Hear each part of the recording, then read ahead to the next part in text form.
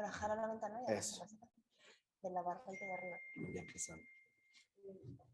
And then push it to the top. No. That one, push it. No. Almost. There. Good job. Good job. Buenísimo. Thank you. Ahora tienes que volver a cambiar. When you have this one, just click. No. That one.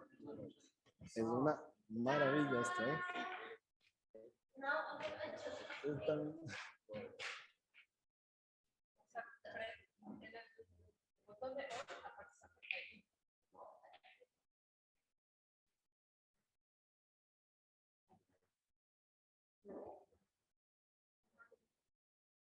Claro.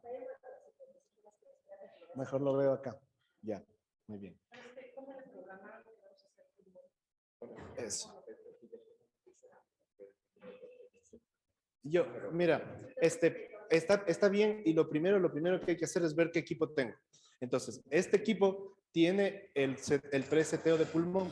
Entonces, si lo tocamos aquí, en este equipo, aquí sale, quiero hacer EFAS, quiero cardíaco, quiero abdomen, quiero arteria, quiero obstetricia, lo que sea. Usted tiene pulmón. Cuando ya se presetea en pulmón, está listo para hacerse el rastreo. Como dijimos, entre 10 y 15 de profundidad ya está. O sea, ya no tengo aquí que moverle mucho, casi ya nada, ¿no? Y lo que me preguntó hace un ratito, ¿cómo llegamos a las... Eso. Aquí está, el CHI, que son las armónicas. Entonces, antes de empezar, nos fijamos eso, que la profundidad está bien, que el transductor que voy a usar es el correcto, que en este caso no tengo problema porque este me sirve para todo, y que el armónico esté desactivado. Entonces ya ahí lo tengo y está listo. Luego, siempre y por convención, en toda ecografía, la marca del ecógrafo siempre va a la derecha del paciente o hacia arriba, dependiendo si estoy haciendo un corte transversal o un corte longitudinal. Entonces, vamos a hacer los blue point superiores, los blue point. Entonces, para estimar los puntos en donde se va a colocar el transductor en el protocolo blue, que es bastante sencillo, ponemos las manos nuestras del operador por debajo de cada clavícula. Entonces, la unión del tercer dedo con el metacarpo, ¿no? Tarsos en el pie. Sí, con el metacarpo. Con el metacarpo nos da el blue point superior. ¿Sí? Entonces, le colocamos las dos manos, ¿sí? El blue point superior. Y el blue point inferior está en la mitad del metacarpo de la mano de abajo. Entonces, blue point superior, blue point inferior. ¿Sí? Y así, eso vamos a hacer en esos puntos de insonambos. Entonces, le colocamos las manos, perdón, maestro. Lo vamos a manosear. Entonces, acá, en el blue point superior y blue point inferior. Y en ese punto, ahí tenemos dos opciones. La primera, siempre, la mano mía va pegada al paciente, no voy a hacer así, porque me va a temblar, o sea, no voy a tener buen agarre, lo que sea. Entonces, mi mano sobre el paciente y le tocamos acá. Entonces.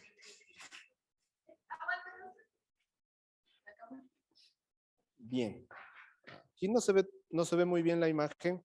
Por ejemplo, esto está seteado en 15 centímetros de profundidad y vemos que aquí abajo están todas estas imágenes en la parte inferior. Me está robando energía al ecógrafo y no necesito para él 15 centímetros de profundidad. Entonces vamos a quitarle profundidad para que acercar más la imagen y poder mirar mejor. Es del Venue Go. Es el hermano menor del Venue grande que tiene todo. Este también, ¿no? Pero sí, entonces, esta es la imagen que buscamos.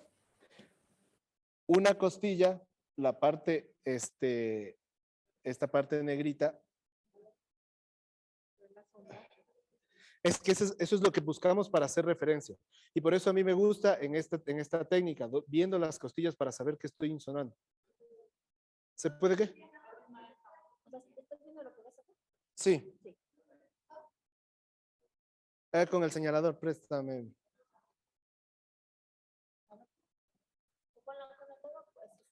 Sí. A ver. Mejor ahí sobre la pantalla porque es lo que se está grabando. Se ve solo blanco, lastimosamente. Entonces, acá.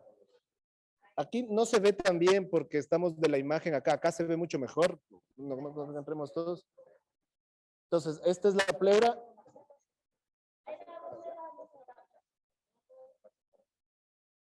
¿Qué estamos haciendo? Con esta cámara tiene motor. Ah, puedes pasar para allá para tenerla.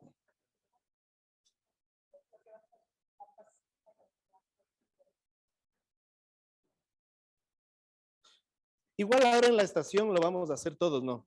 Entonces ahí, pero ahora lo demostramos, lo hacemos acá. Sí.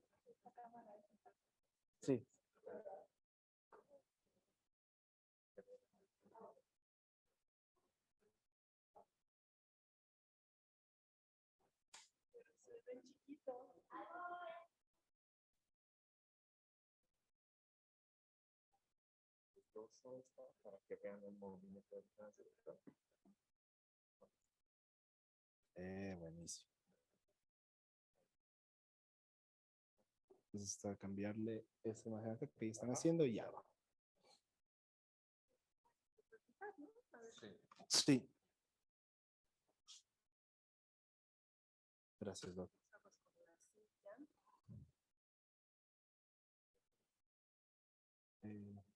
Sí debe tener. Ahí está.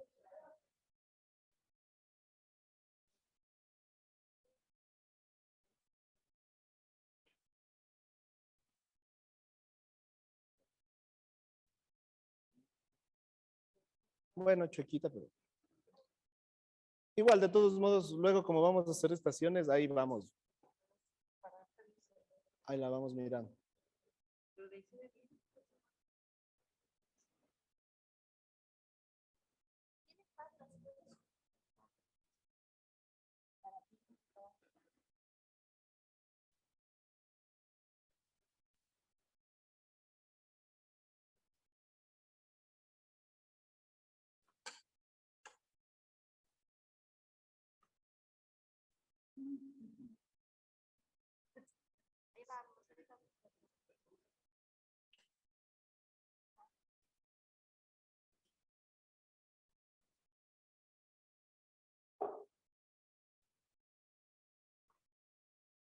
Ahí está. Perfecto.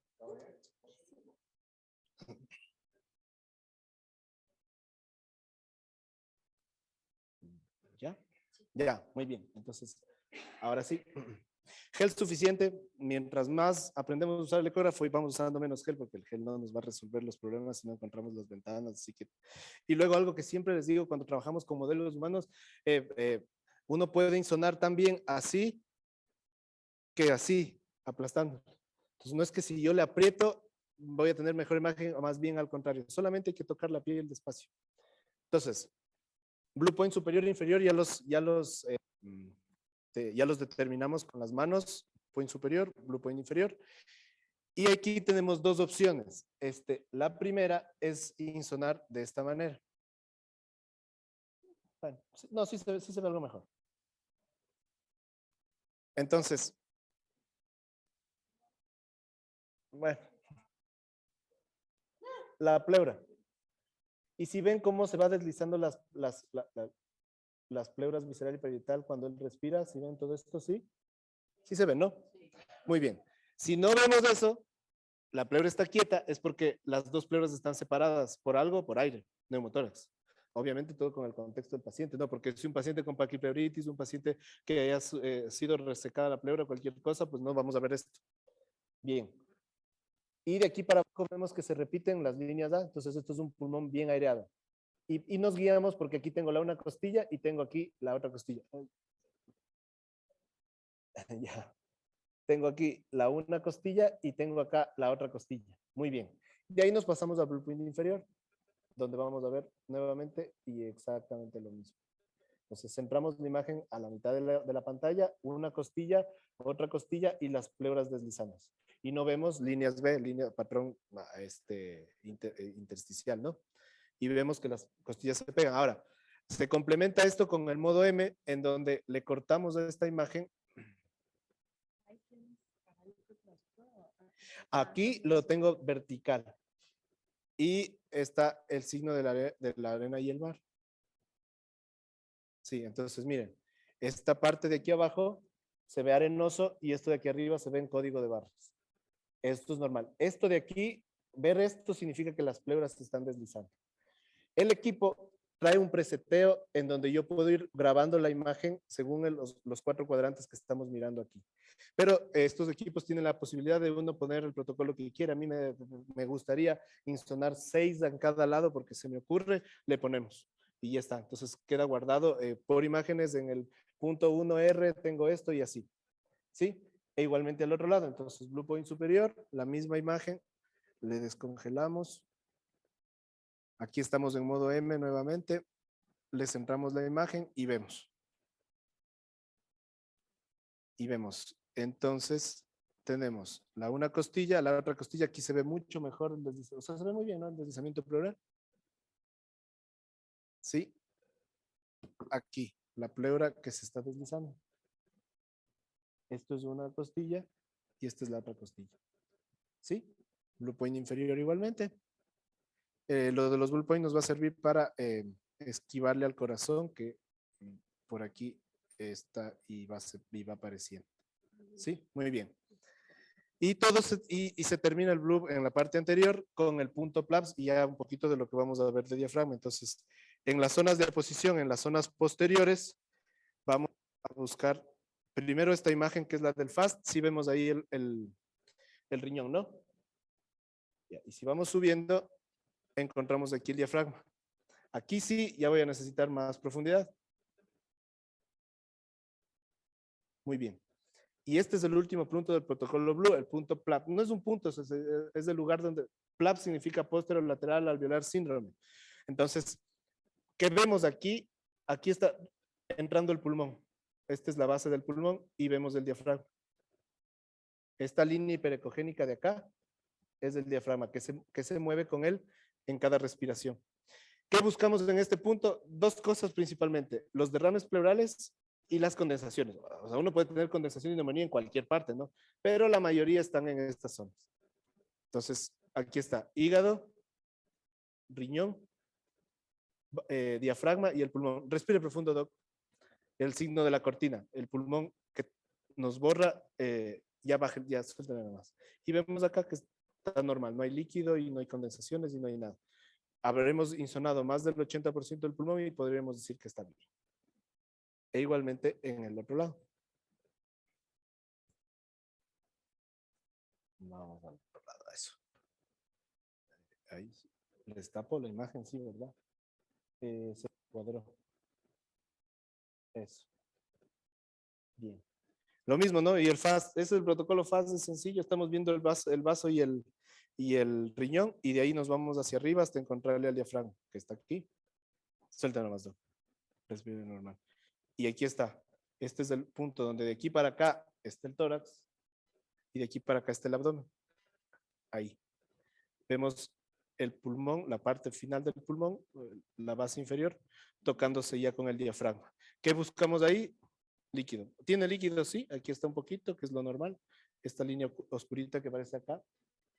Y vemos cómo las pleuras se deslizan y el pulmón está llegando allá. Ahí vemos una línea B. ¿Te fumaba, Doc? No. Nunca. No. No. Mira. ¿Sí ven?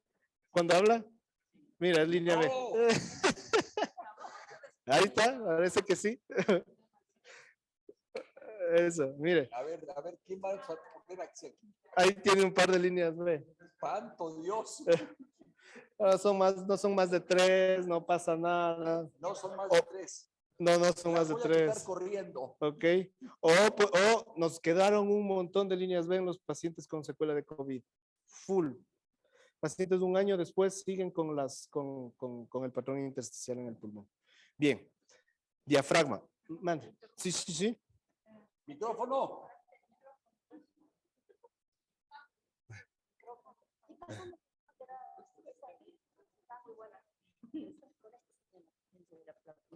Ok.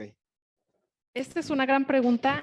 O sea, ¿cómo sabemos que los hallazgos son en agudo y Bueno. no son algo que ya tenía, ¿no? Bien. Qué buena pregunta. Ojalá tuviéramos completamente esa respuesta. A ver, como todo en la ecografía, hay que contextualizar al paciente. Entonces, por ejemplo, entiendo que esto es en referencia al COVID. Se ve más o menos cuando son secuelas que esas líneas B que salen desde la pleura son más anchas. Es como que y son más hiperecogénicas que cuando está en agudo.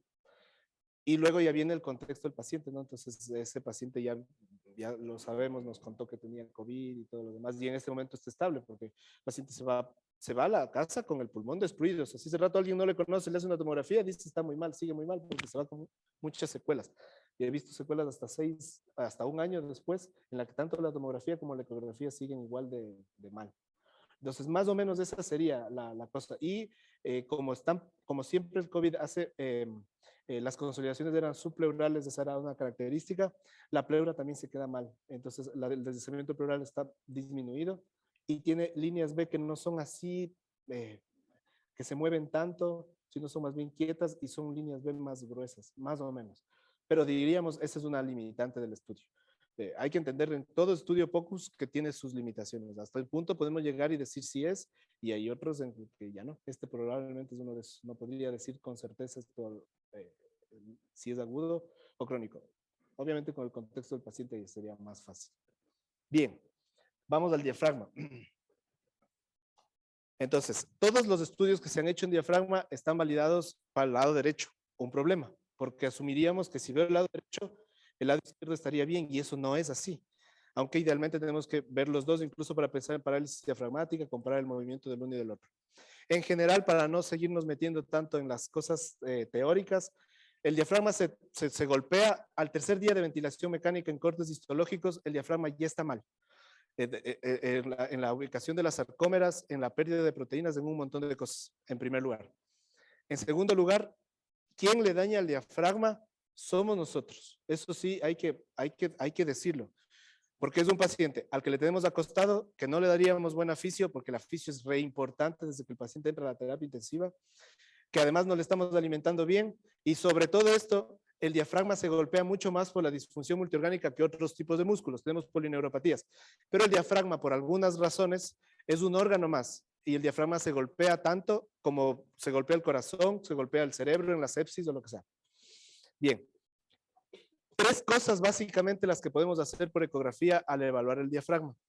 La primera es la excursión diafragmática. Perfecto. La excursión diafragmática, que es de la zona tendinosa el diafragma se inserta hacia las costillas y tiene el centro, que es una zona tendinosa.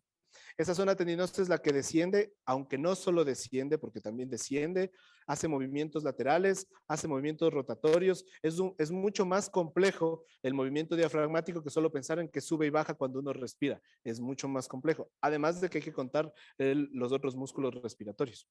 ¿Sí? Entonces, lo primero es la excursión diafragmática. Esto es tan sencillo como qué tanto el diafragma está haciendo que el tórax descienda en cada inspiración. Obviamente, si eso está cortito, es porque algo está pasando, no está bien. Primero. La segunda es el grosor diafragmático en expiración. Entonces, un diafragma que mida menos de 2 milímetros es porque está atrófico. Ya está muy mal. Y la tercera es la fracción de engrosamiento diafragmático. Todo músculo en ecografía, cuando se contrae, se engruesa. Lo vemos en el corazón y es parte de la fracción de eyección por el método de Teikos. Entonces acá igual, cada vez que el paciente respira, el diafragma tiene que ensancharse. Y ahí vamos a ver entonces cuánto se ensancha cuando respira y cuando inspira y cuando expira. Cuando inspira el diafragma se contrae, cuando expira el diafragma se relaja. Entonces, y de eso se saca una proporción que se llama la fracción de engrosamiento, que si este es menos del 30%, el paciente está con disfunción diafragmática. ¿Cuál es la intención de hacer esto? Es que le evaluamos al diafragma. Siempre tiene que hacerse la evaluación del diafragma cuando llega, porque cuando llega yo ya sé que me mide 5 milímetros de espesor. Y si a la semana ya le tengo en 3, o sea, le estoy haciendo a los 3, ¿qué digo a la semana? A los 3 días ya le tengo en 3 o en 2, estoy haciéndole mucho daño. Bueno, volutrauma, el trauma por PIP, etcétera, etcétera, etcétera, tantas cosas que sabemos de ventilación mecánica.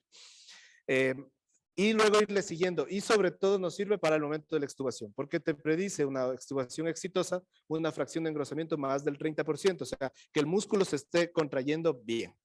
Y te predice una extubación exitosa también, que se mueva más de 11 milímetros en cada respiración en la prueba de ventilación espontánea.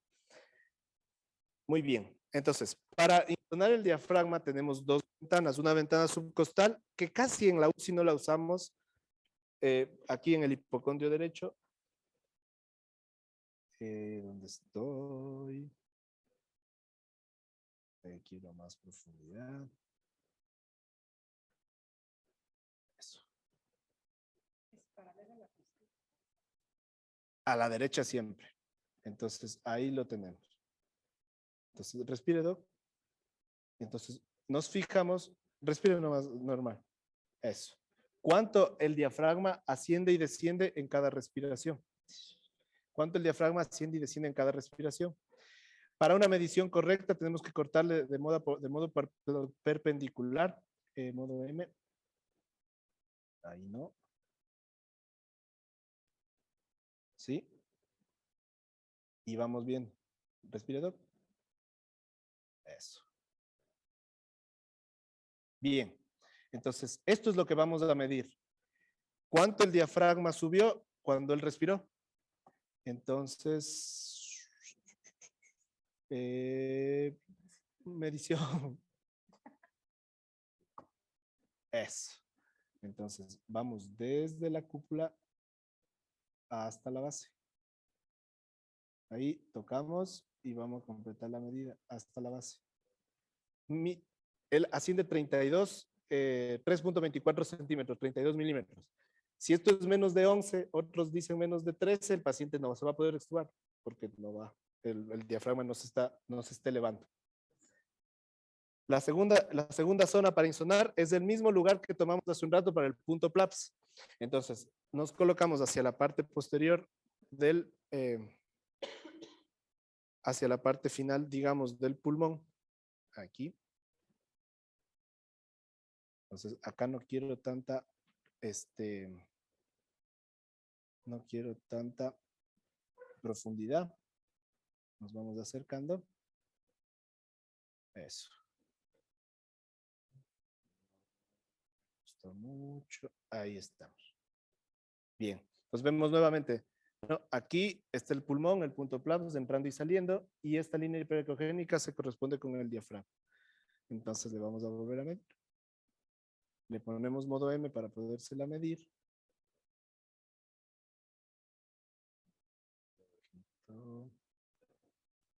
Es mucho más fácil en el otro modo, en el subcostal. Pero el subcostal en UCI no lo tenemos, ¿no? Está con sondas, el paciente está con algunas cosas, entonces no lo tenemos. Entonces casi siempre las mediciones las hacemos acá. Pero ahí tienes tus líneas B por el tabaco. No, mentira, no. Respire profundo. Ya, aquí nos pasa algo cuando insonamos este lugar, que cuando él respira, perdemos la imagen del diafragma, por lo que se mete el pulmón en la zona en la que estamos midiendo. Ahí respira normalidad. Eso. Ahora imagínense esto en un paciente con sondas y con toda la cosa. No es tan fácil como parecería. Igual, la estimación de esto, respira un poquito más fuerte, pero no tanto. Eso. Más o menos es la medida de aquí. Nuevamente, desde la base, desde la punta hasta la base. En este corte, en este punto, él mueve 17, 18, más de 13. Esa es una cosa. Entonces, ¿qué valoramos aquí? ¿Qué tanto el diafragma es capaz de mover la caja torácica hacia abajo y de expandir en el diámetro anteroposterior el tórax para la respiración? Bien. La siguiente. Ahí vamos. Esa misma. Entonces, vamos a cambiar de transductor. Transductor de baja frecuencia. Tiene baja frecuencia, significa que cada uno de los ciclos están separados. por ende llegan más lejos. El ejemplo que nos dieron ayer, si alguien está rumbeando, como dicen mis amigos los parceros, los colombianos, si alguien está rumbeando, está de fiesta y estamos a lo lejos, yo escucho más los sonidos graves, el bajo, por ejemplo, tum, tum, tum, se escucha mejor hacia acá porque es un sonido de baja frecuencia. Entonces, como cada ciclo está separado, alcanza a llegar más allá. Eso es lo que hace este. Entonces, te da una muy buena imagen, una imagen no tan buena, pero muy profunda. Entonces, por esto con este vemos panza, corazón, etc. Este, en cambio, es un traductor de alta frecuencia. Entonces, al ser de alta frecuencia, cada uno de los ciclos están pegaditos. Entonces, no alcanza a llegar muy lejos. Alcanza los 10 centímetros más o menos, pero la imagen espacial y temporal espacial es muy buena. Ya. Entonces, para esto usamos el transductor lineal.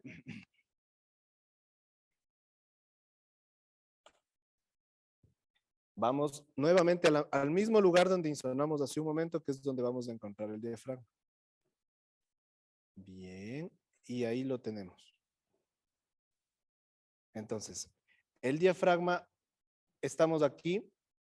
Si vemos, esta línea de aquí es la línea peritoneal y esto de aquí abajo ya es el hígado. Y desde aquí hasta acá arriba vemos estas tres linitas. Acá no se va a ver. Bueno. La línea pleural, la línea del diafragma y la línea peritoneal. Eso. La línea peritoneal, el diafragma y la línea pleural. Entonces, es en este punto en el que le vamos a medir. En expiración.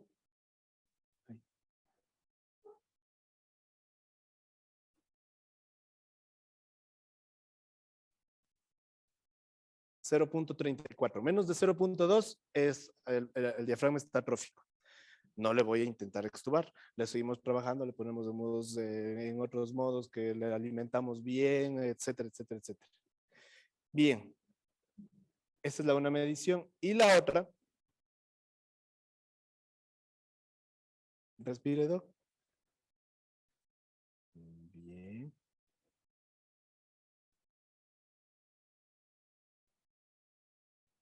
Quitemos la profundidad. Acercándonos a lo que queremos ver y medir. Si vemos, aquí está el diafragma, ¿no? Sí le alcanzamos a ver cómo se desliza y se mueve. Esto de aquí.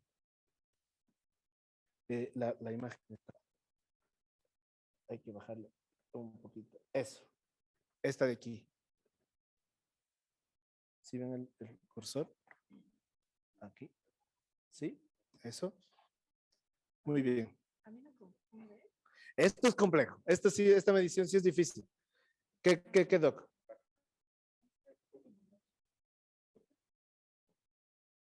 Ahí estamos viendo el diafragma del doctor Carmona en vivo y en directo.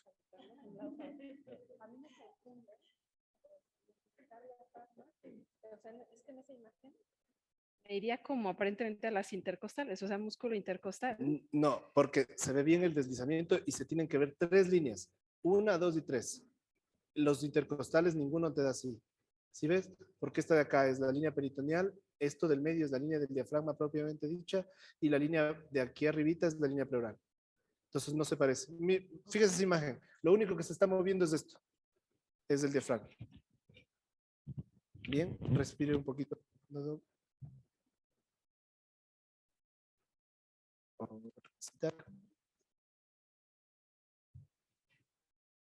Otra vez.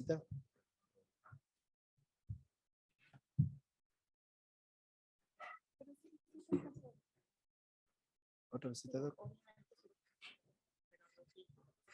Ya. Bien.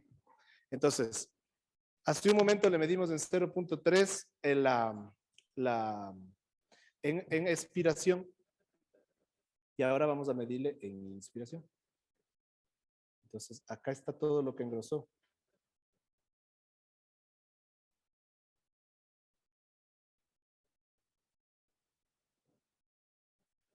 Se ve la diferencia, ¿no? Entre esto y esto cuando él respira.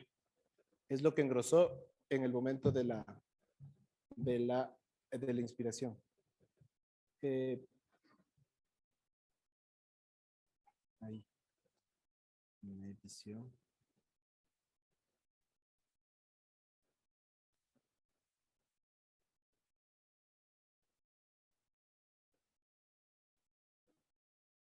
Bien, 24 el 1. ¿Cómo hago para que no se me borre aquí en la medición? Ahí quiero hacer otra medida. Ah, ya. Está mal, pero creo que le puedo mover, ¿no?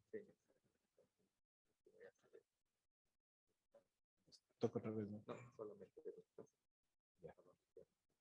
Entonces voy acá.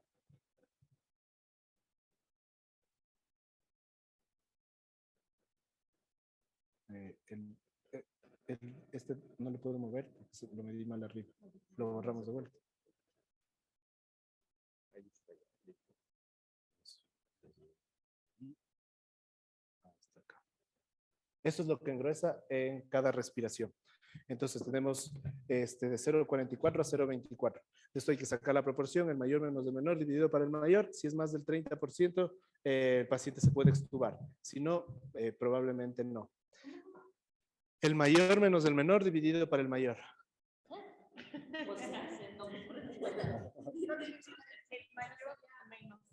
Ajá, al mayor. Dividido entre el mayor. Sí. Punto 24 para 44. Hay que hacerlo.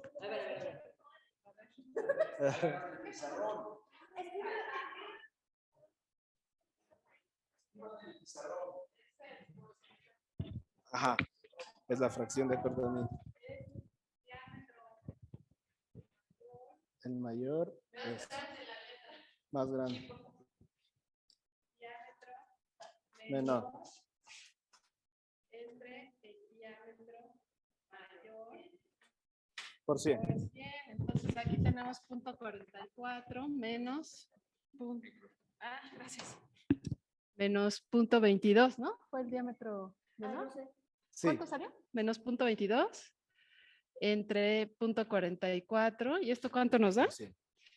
Por 100. A ver, alguien que me ayude con las. A ver. Vamos a ver, punto 44 menos punto 22 es punto 22 entre punto 44 por 50. 100. Ah, ok, 50. Entonces tiene 50% de fracción de acortamiento, es más del 30%. Ya está. Se Fracción podría de extubar. acortamiento de Fracción de engrosamiento. perdón. diafragma. De engrosamiento. Sí. Ok. Menor a 30% no se No puede, se puede extubar. no se puede No se extubar. puede extubar. 30%. Al 30%. Al 30%. Sí. Sí, muy Y, bien. y habíamos dicho que el diámetro, así en medida fija de diafragma, debe 2 de ser milímetros. En expiración. O sea, en basal. más Sin contraerse, o sea, sin que se de engruese. 2 milímetros. Bueno, igual todo eso ya lo vamos a hacer en cada taller y todos van a ir Expiración. midiendo. Y había Pero ya otro con parámetro. modelo.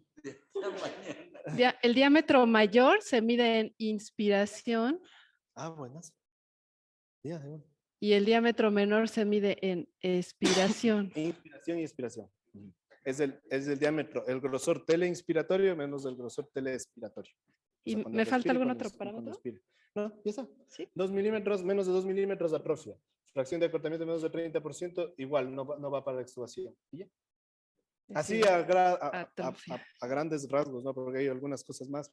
La potencia Ok. del diafragma, cuánto demora en tiempo en subir hasta el diámetro teleinspiratorio, algunas cosas más. ¿Y ya? Sí, Espérame, doctor, tenemos una pregunta Pregunta. del chat. Dice, disculpe, aún no entiendo las líneas B.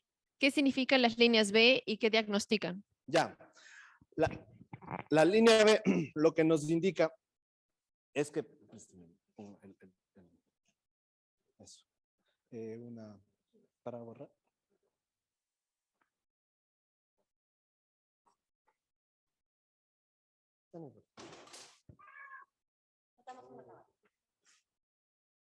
Yo no fui. Yo les paso al grupo las fórmulas y todo, no pasa nada. Ya. Entonces, normalmente la ecografía pulmonar se va a ver como algo así. Estas serían las dos costillas.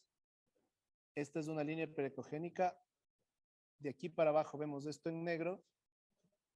Esto en negro. Y normalmente vamos a ver aquí que el diafragma se está desplazando del diafragma. pleura se está desplazando. Y cuando por debajo de la pleura lo que tenemos es aire, entonces vamos a ver que estas líneas se van repitiendo. ¿Sí? Esa es la ecografía pulmonar normal. Muy bien. Ahora, este es el patrón A. ¿Sí? Ahora, el patrón B, tenemos igualmente las costillas con su sombra acústica. Tenemos la línea pleural, la pleura que se desliza, pero las líneas B son líneas que van saliendo de aquí a la pleura y que se van hacia abajo. Este es el patrón B. ¿Qué nos dice a breves rasgos? Y no solo en el pulmón, sino en cualquier cosa en ecografía, que por debajo de esta línea lo que hay es aire. Acá, por debajo de esta línea, lo que hay es líquido. Eso es lo que más o menos explica la línea B. Entonces, ya en términos términos mejores, el patrón B es el símil de tomografía, radiografía o lo que sea. ¿Se cortó? Ya, entonces, eso es lo que significa. La línea B significa que por debajo de la pleura lo que tenemos son, ya no hay, es líquido, perdón. It's in green. Yes.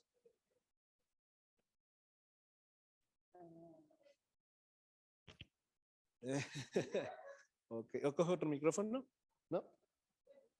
Sí, sí, mejor. Bueno.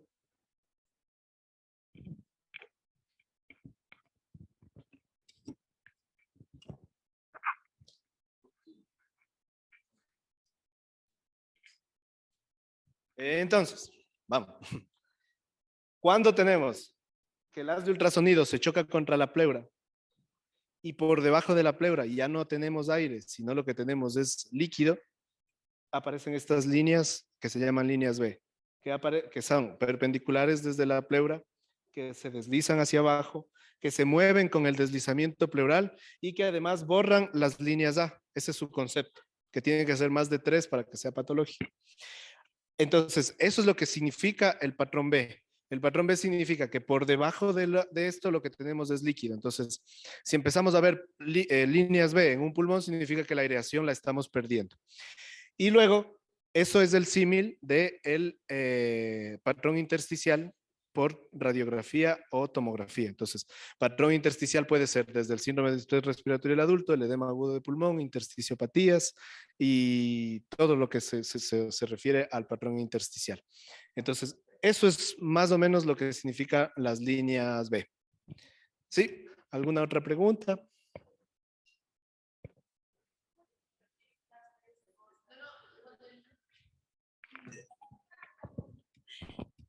Que si puede repetir, doctor, las 3 cosas que hay que valorarle al diafragma, solo para como repasarlo, sí.